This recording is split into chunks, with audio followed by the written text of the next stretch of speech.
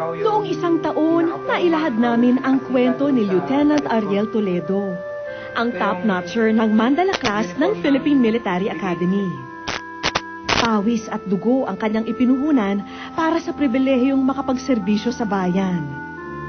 Mabait, maprinsipyo at may paninindigan. Yan si Ariel para sa kanyang mga mista. Ang sarap ng pakiramdam.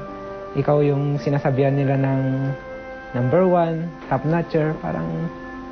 Parang na-feel mo na ito na yung mga bunga ng pinaghirapan ko. Wala siyang inuurungang laban, maski na ang mga hamon ng buhay tulad ng sakit sa atay na pilit niyang pinagtagumpayan. Pero nito lamang Miyerkules na maalam na si Ariel.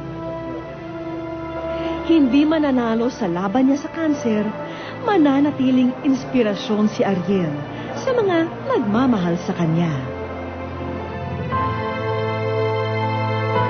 Naway nagustuhan niyo po ang aming mga tampok ngayong hapon at marami pong salamat sa walang sawa niyong pagtangkilik.